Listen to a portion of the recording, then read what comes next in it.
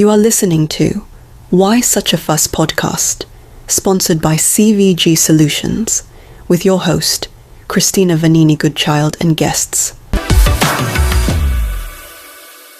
I'm pleased to have with me Sona Mehta once again. Welcome to the show, Sona. Thank you very much. You're becoming a normal feature now. It's lovely to be here, so thank you for the invitation. You're welcome. So for everybody, Sona is a senior law lecturer at the City St George's, part of the University of London, and a qualified solicitor with over 20 years experience in data protection. So today we thought we tackled the cloud storage myth. What is cloud storage, and does data really go into the cloud? What's your take on it, Sona? Oh, well, where is the cloud is what I want to know. It's almost like a process of evaporation. Somehow the data disappears from your desk and it goes somewhere. And I think that's the whole concept, isn't it? It's off your systems, but that doesn't mean you're losing control of it to an extent. It's just off your systems for now. You can access it when you want, is the theory behind the cloud. Yes. Yeah. And also it's important to understand that the cloud really is just someone else's server. So it's a Google server, an Amazon server, I don't know, Mickey Mouse server, but it is a server that is owned by someone else, potentially even in a different country to where you are. And that's important to know and be aware of. And in any case, these provider of storage, of the cloud storage solution, they are a third party to you. And so, obviously you will have a commercial agreement in place, but you also should have a data processing agreement in place because they are a data processor. So absolutely, they are using the data based on your instructions, aren't they? That's right. Yeah. So and they are storing it on your behalf. So that makes them a data processor. And this is interesting because as the data controller, as we know, the data controller is responsible for subject access request. And the data processing agreement should have a clause in there that says that the processor is obliged to support the controller in accessing, retrieving, data to enable the controller to fulfill their subject access request obligations. And I think, you came across a case, didn't you, Sona, about Microsoft? I did. And it was in Austria. And during COVID, just like many schools, Microsoft, a lot of the schools in Austria use the Microsoft 365 education package.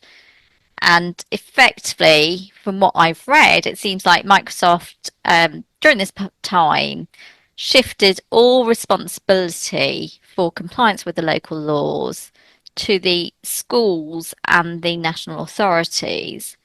So all these Austrian schools that were using the Microsoft 365 education package were effectively signing on the dotted line, perhaps unknowingly, that Microsoft was not liable, and in fact the schools and the local authorities were liable for compliance with all local laws.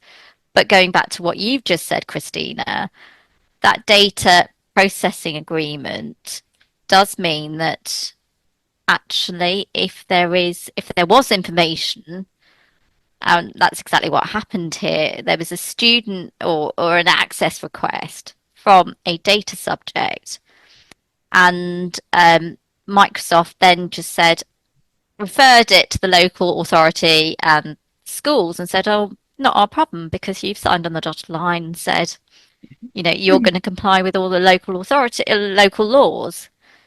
And that meant that the school could only provide the limited information they had on their servers about the particular data subject, the individual student. And they had no way of accessing that further information that was stored in the cloud. And that obviously caused problems. And it turned out there was also another aspect about Microsoft also conducting some sort of tracking on this information as well, um, without the knowledge of the schools, the local authorities, or the children.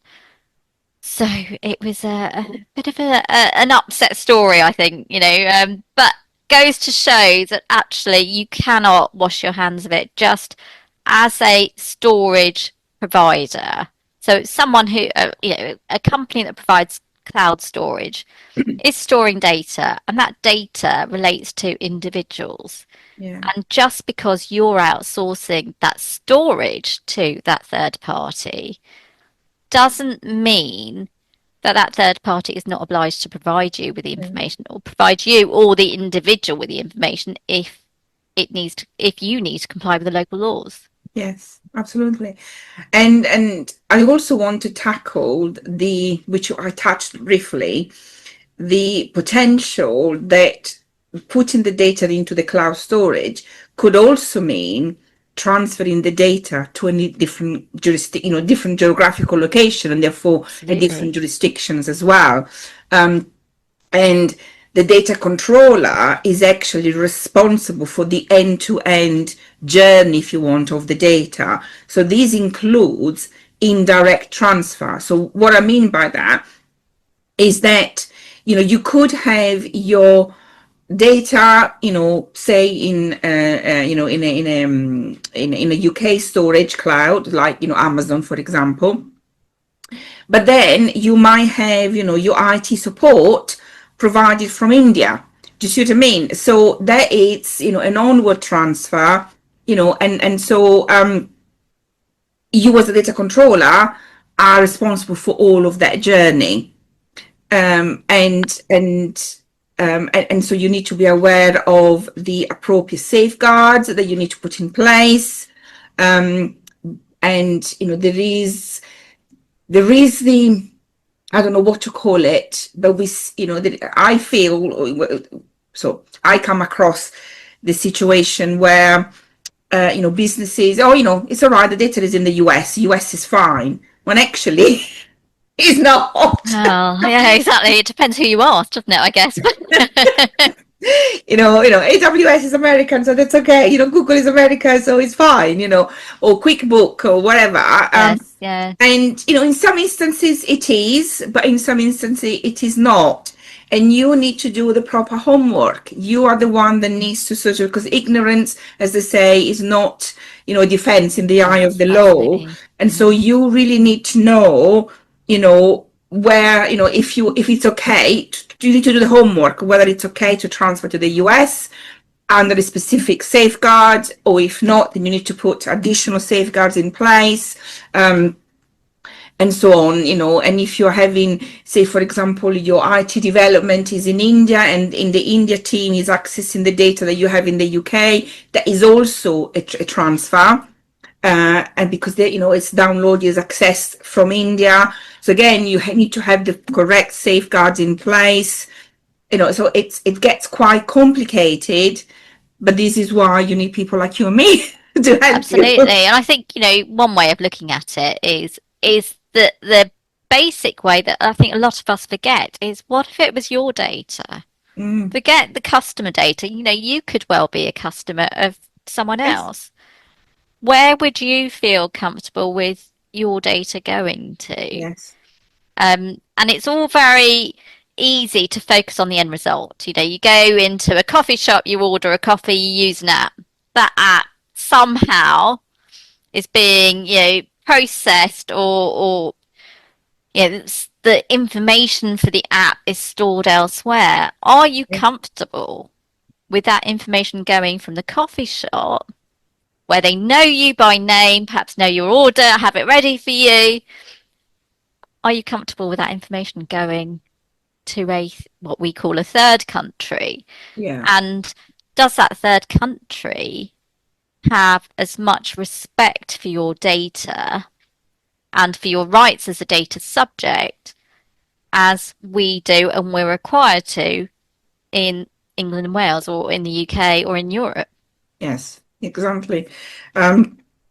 And actually, just wanted to just to mention, because a few months ago we had the AWS outage, and I just wanted to touch upon it as an example, because actually it sort of highlighted the dependency on many organizations that have become to a single hosting region or provider. So even if your data, is safely stored and is untouched, but the services used to access it are compromised or unavailable, that actually causes disruption. So you can access the data.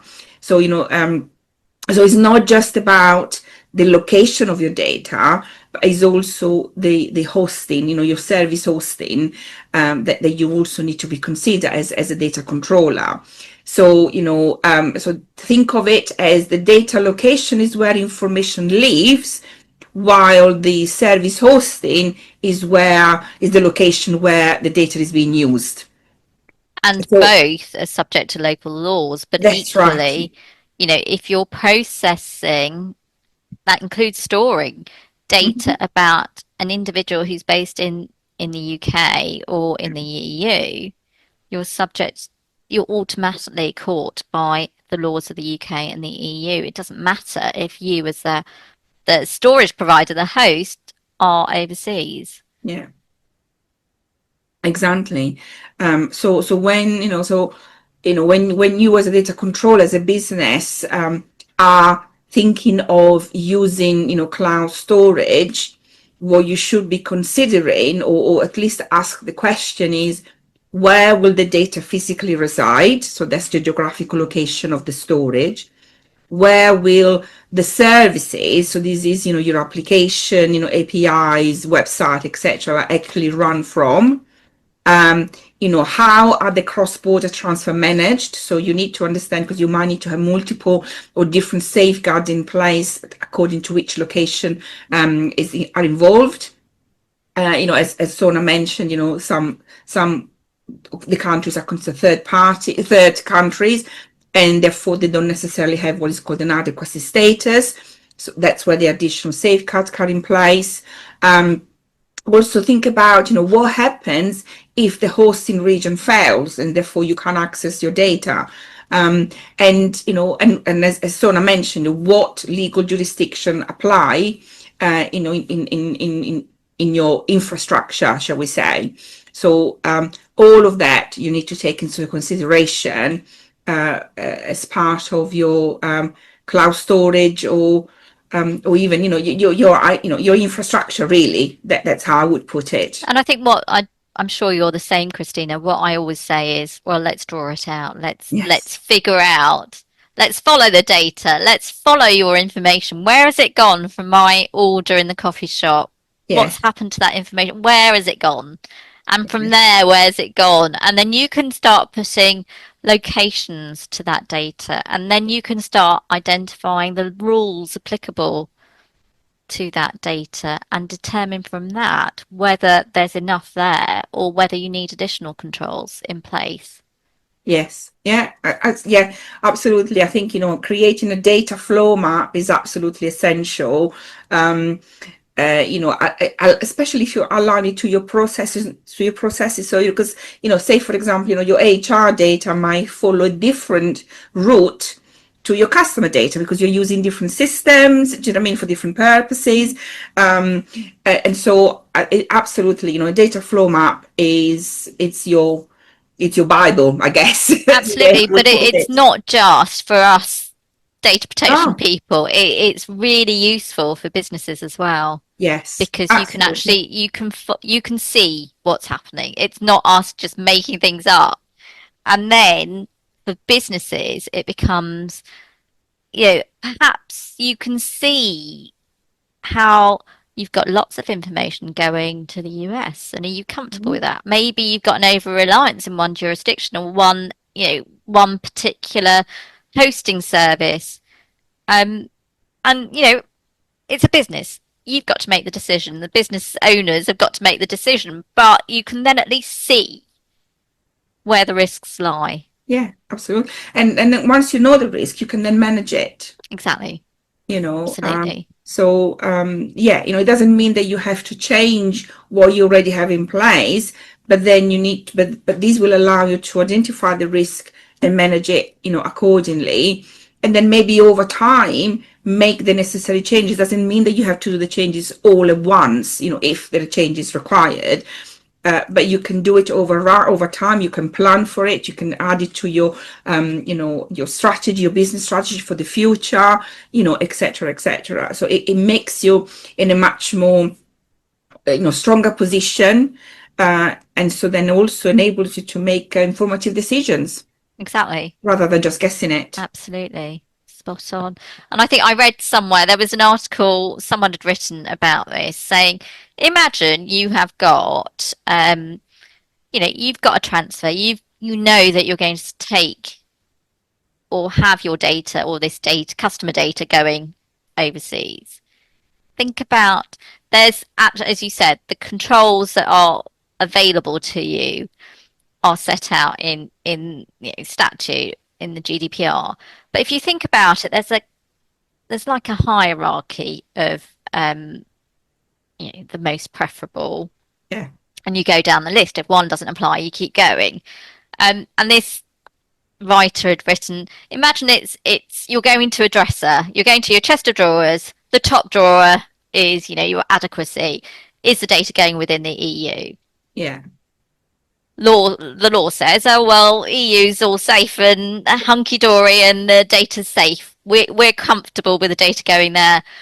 And if it's going outside of the EU, well, maybe there's not such security, subject to a few exceptions, of course. So you go into the next drawer and you work your way through the different rules and available to you, well, that's a nice analogy. I like isn't that. it? It's easy to remember, isn't it? Yeah. Yeah. Sona, thank you ever so much for joining me today once again. If would you like to let our audience know how to get in touch with you, should they wish to do so? Sure. I've always said I'm at City St George's, which is part of the University of London. I'm on LinkedIn. I'm a consultant at Osborne Wise Solicitors as well. So lots of ways to get hold of me. Probably the best way is the LinkedIn Yeah, direct message.